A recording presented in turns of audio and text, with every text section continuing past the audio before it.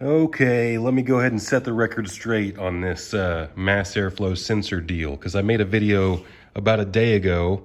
It was a trolling video, all right? I don't always want to be responsible for being an educator. I want to make fun and satirical and all kinds of videos, and I'm not really, I'm still having fun with this. And part of why I'm going to be an interesting YouTuber is because I'm going to say, do, and post things that are irrelevant to my income or to my subscribers. You just wait. There's going to be some videos that come out, and most of my subscribers will not be able to hang. I will be dropping subscribers. I don't know if they're actually going to plummet. I'll probably stay relatively equal and maybe a slight growth, but I'm not really looking to get rich. I'm looking to be me. So that's why I'm unique when it comes to being a YouTuber. Money doesn't really rule everything around me, like they say in the rap video by the old Wu-Tang Clan. So this is your mass airflow sensor. Check it out. This right here is a INJEN intake. It's a tuned intake. So in my previous video, I was talking about the header of the video actually said free horsepowers. And come on, that's a joke. The truth of this, right, removing that screen, if I believe that it would actually give you a performance upgrade, I believe that it would not even be detectable on the dyno. That's what I personally believe. I believe on these A4s, A5s, 2.0T engines, you don't really have to do anything to them other than give them a tune. Give them a stage 1 or a stage 2 tune. Follow that. Put an intercooler on it if you want, do the basic stuff. There's nothing really, there's no secrets. There's no special things with these cars. Some people go crazy with dumping money into it and tuning them and putting methanol on it. And, even a KO4 turbo is a really nice thing to do on these cars, but don't waste your money on these things.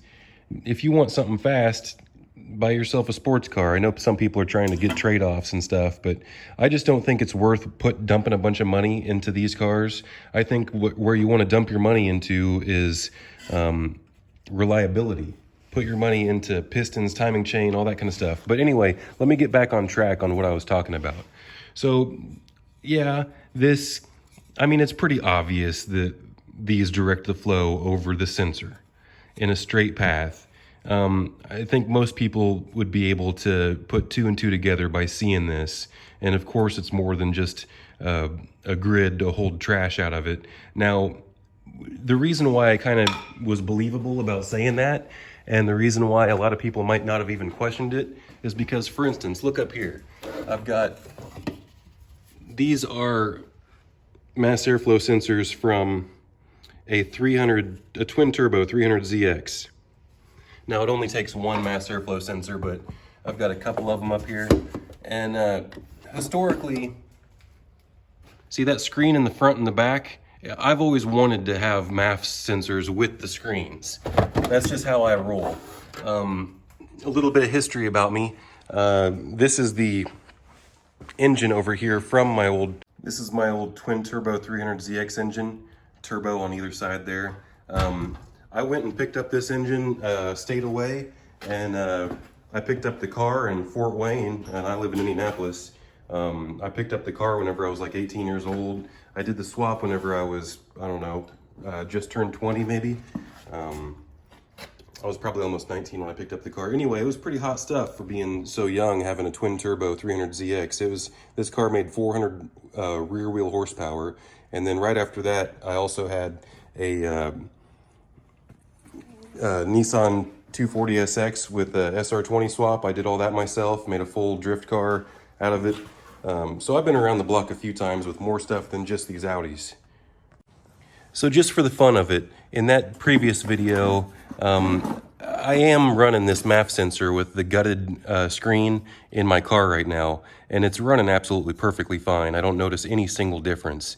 But initially, the reason why I came up with that idea is because I had this intake, and yeah, this intake's all right, but to be completely honest as well with this, I purchased this just because I want to have all the different things for this engine, and I haven't put this on yet.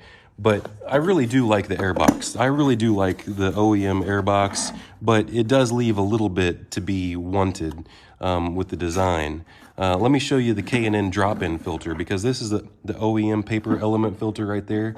The K&N drop-in is right here. So this is your drop-in K&N air filter.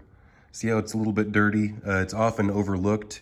This type of air filter really needs cleaned about once every 10,000 miles, in my opinion, because if you keep it oiled the way it's supposed to be oiled, it gets dirty a lot faster than your traditional air filter. So definitely keep up with that if you've got a K&N air filter. This should last a lifetime as long as you keep it clean about once every 10,000 miles. But really, if you don't want to deal with the maintenance, these OEM air filters are perfectly fine. I mean, you're really not going to see that much of a difference. What I like the K&N air filters for is you might have some more intake noise. And another thing that you can do, a real airbox mod, is you can pull this foam out if you want. If you're running a K&N air filter, you can pull that foam out because that is just a noise reducer. And if there's some kind of special thing about the foam, if it does acoustic wind tunnel dynamics, someone tell me in the comments, but this foam is just for noise insulation, and sometimes they put foam in tires for noise as well. Anyway, there you go. So the reason for this video, right, we're getting to it right now. So if you can put this drop-in Maf sensor in this smooth intake pipe that does not have this grid, how do they combat the turbulence for this sensor? Well, it does say that this is a tuned intake pipe, right? It says right here, tuned, great big. And what did I notice? I did notice they've got some weird stuff going on in here. So this might be, if you look real close, do you see this pipe in there? So now let's drop this. Let's drop this Maf sensor, right? It goes in like this with the pocket facing you. Now let's see. We can barely see it, but do you see that pipe right next to the Maf sensor? This potentially, now I've got a camera here as well. Let's see. Here's my snap-on bore scope, and let me see if I can get a better view of this pipe in here. See, there's the Maf sensor.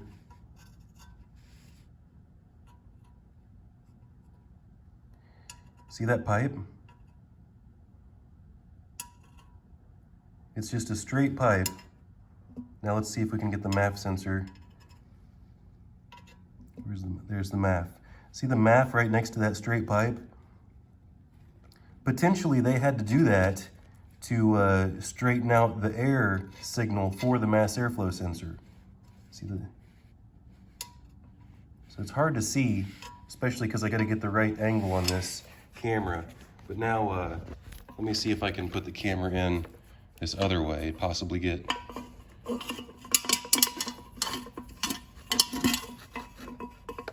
I'm not going to be able to do this with one hand, but anyway, we can see that pipe in there. There we go. So that's pretty interesting. Maybe that directs the air for the tuned sensor. Maybe that's what straightens out the airway path. There's another intake box that I've been looking at, and the reason for all of this discussion really is because of that intake box, and I'm not sure how they do the Maf air signal, because before I dropped $500 on this intake box, I wanted to make sure that the Maf signal is going to be properly tuned. If someone has this intake box that I'm about to show or knows anything about it, let me know in the comments, because I do kind of like dropping some money on performance parts because I will have this engine the rest of my life. But well, what else was I going to say? Let me gather my thoughts for a second.